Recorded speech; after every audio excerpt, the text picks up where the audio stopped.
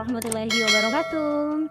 Salam sejahtera, salam sehat, dan salam semangat untuk kita semuanya. Oke, baik.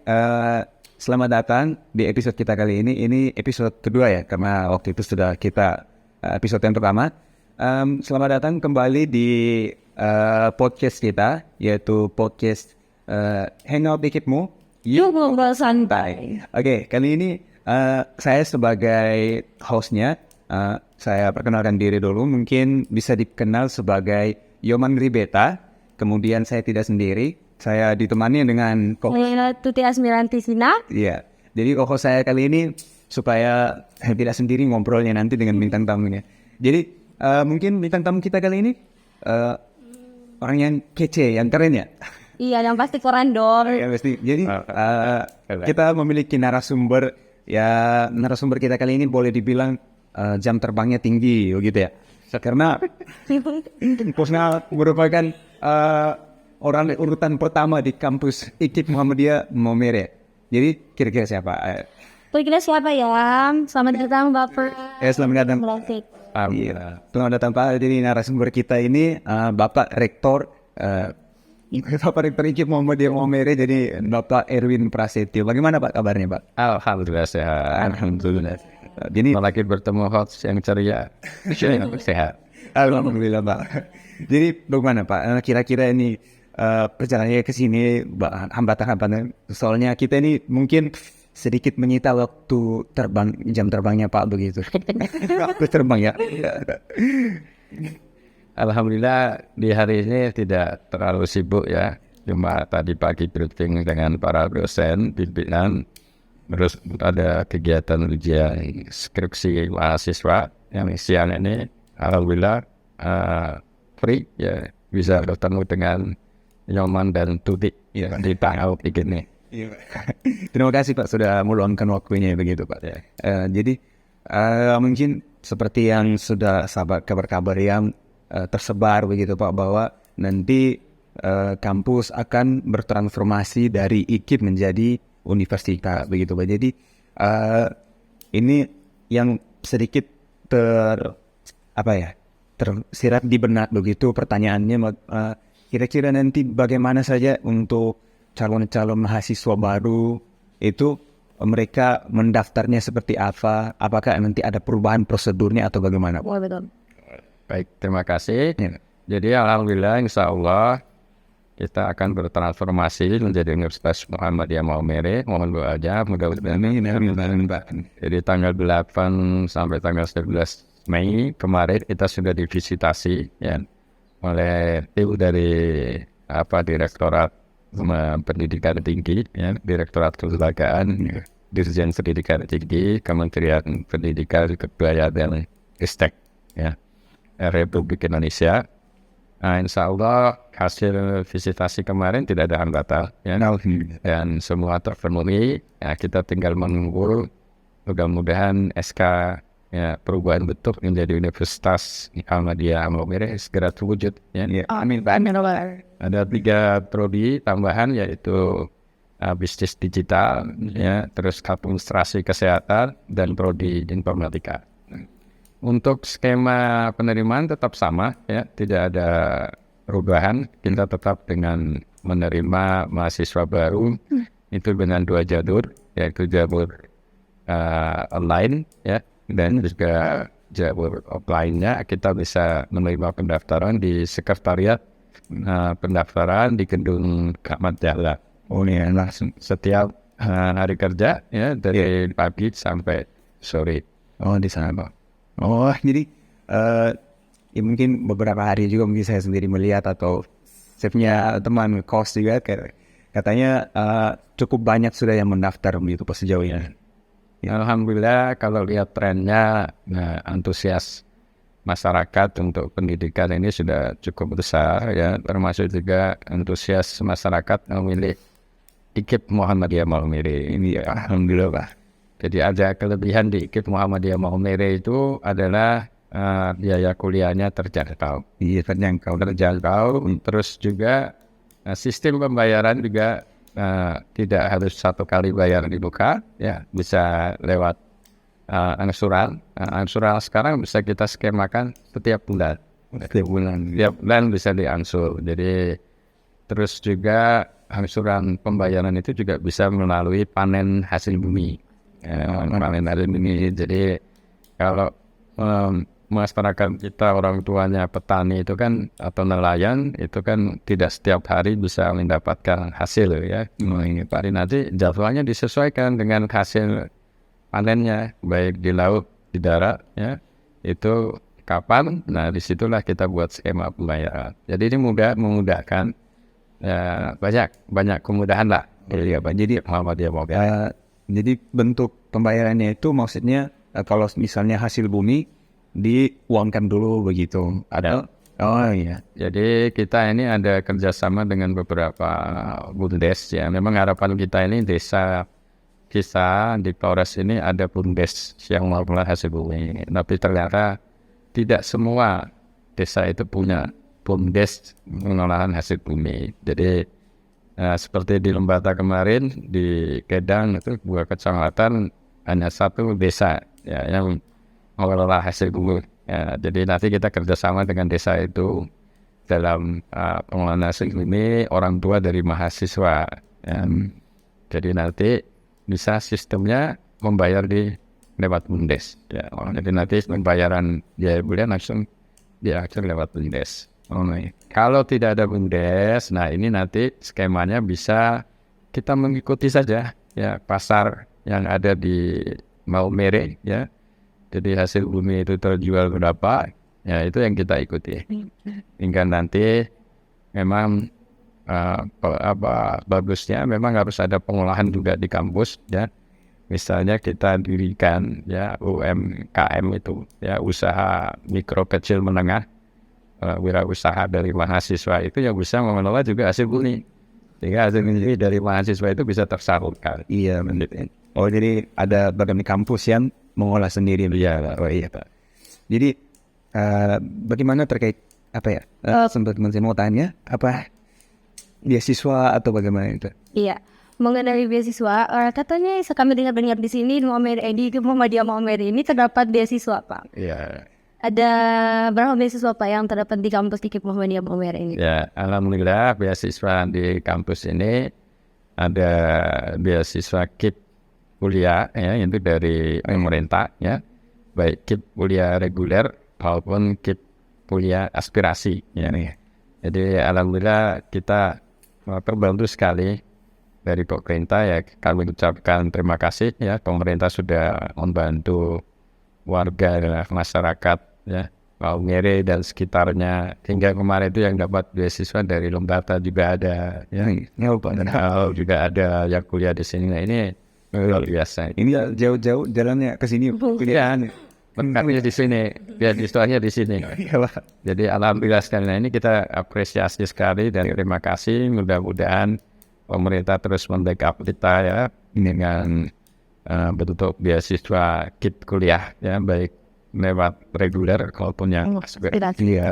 Terus ada lagi juga beasiswa dari Lajismu ya. Jadi kita punya ini Lajismu itu lembaga zakat infak sedekah Muhammadiyah. Di IKIPmu juga ada Lajismu IKIPmu ya. Jadi Lajismu IKIPmu ini nanti dari dosen pegawai yang kita sisihkan ya 2,5% penghasilannya ya masuk Lajismu IKIPmu. Terus dari para donatur di luar ya, dermawan di luar masuk juga ke Lajismu IKIPmu. Dan ini membantu sekali.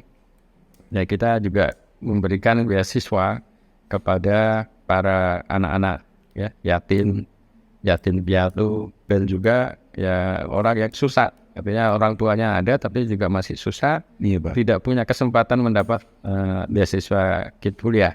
Nah KIP kuliah ini kan terbatas, tidak semuanya bisa. Jadi itu terus ada juga ini beasiswa untuk para mahasiswa yang tahfiz Quran.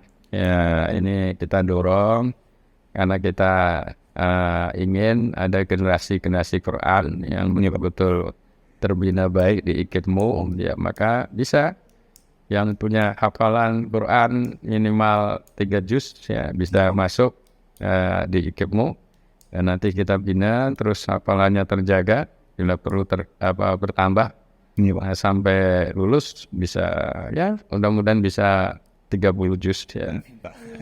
Iya, Pak. Dan ini kan yang kita cari kan keberkahan. Iya, Pak, benar. Keberkahan dari anak-anak yatim, yatim piatu, para tahfiz Quran ya. Anak yatim dan yatim piatu ini bukan khusus muslim ya. Jadi bukan hanya khusus muslim, tapi saudara kita yang Katolik ya juga bisa.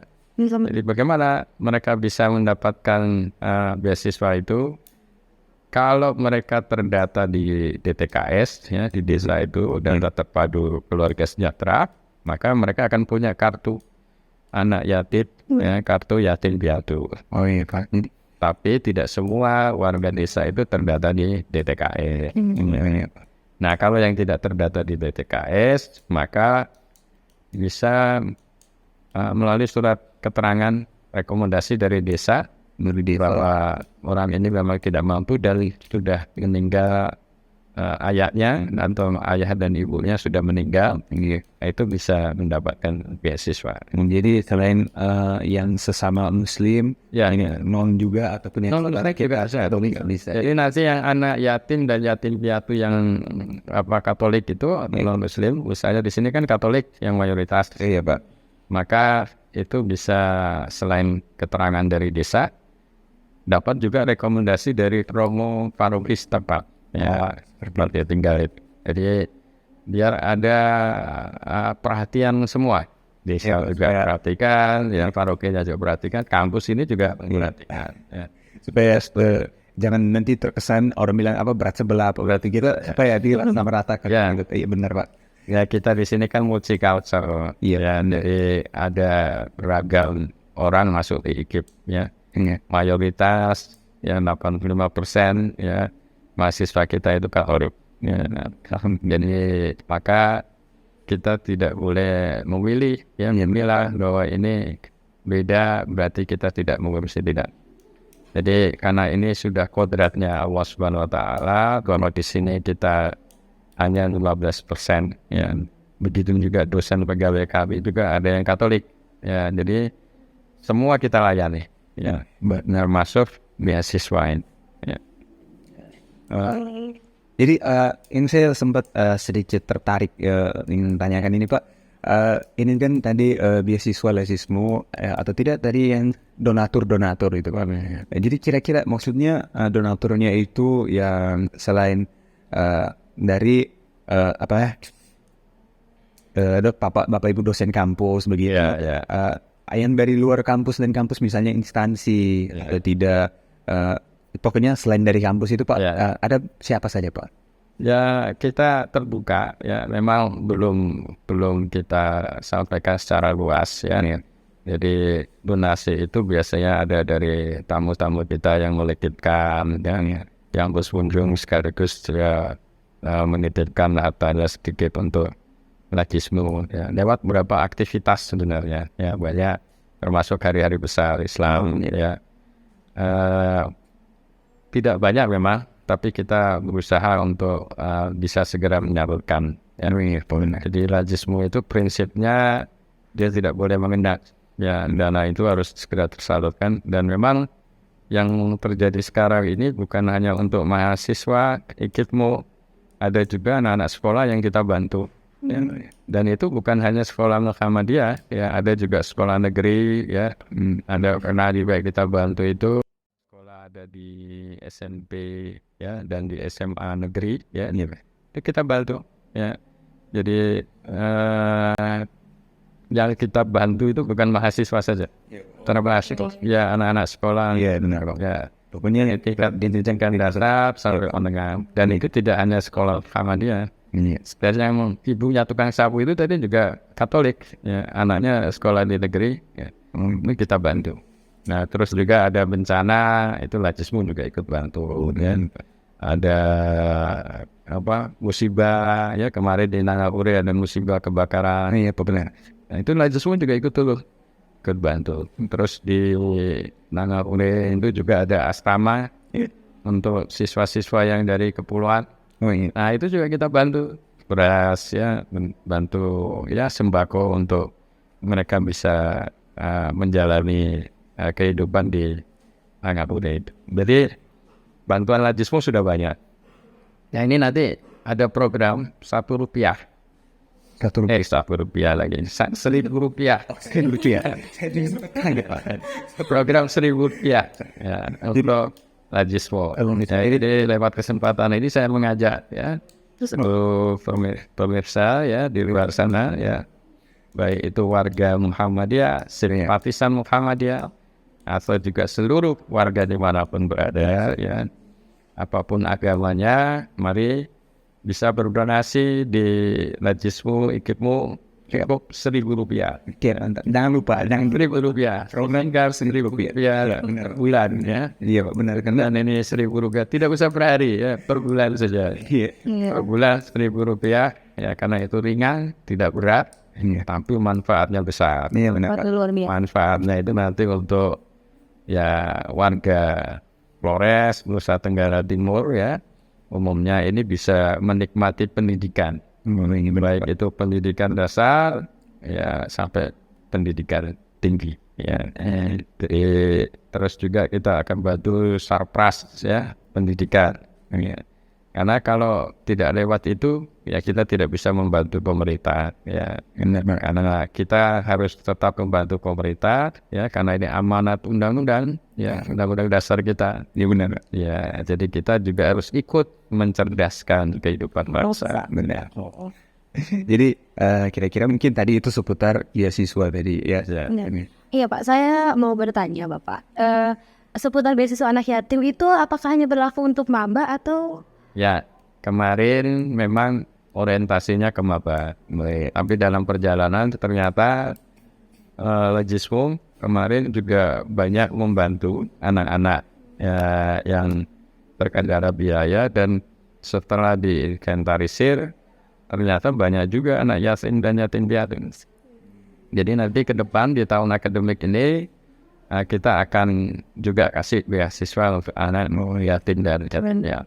Jadi sistem kerjanya nanti bukan hanya untuk yang tahun akademik yang baru nanti, tapi maksudnya mahasiswa ya Ustaz. Semua mahasiswa. Katanya berjalan ya, sekarang semester 2, semester 4, semester 6 yang kita bantu semua. Iya benar. Ya. Jadi itu seputar beasiswanya, seputar keuangan gitu. Tapi mungkin kita dengar desas-desus ataupun cerita-cerita teman-teman kampus begitu, walaupun mereka sudah menempuh pendidikan sudah 4 tahun sampai tamat seperti itu, tapi mereka mengalami kesulitan keuangan seperti menyicil pembayaran begitu. Iya. Jadi dengar-dengar ini ada kemudahan yang diberikan di kampus IKIP Muhammadiyah Maumere itu kira-kira seperti apa Pak?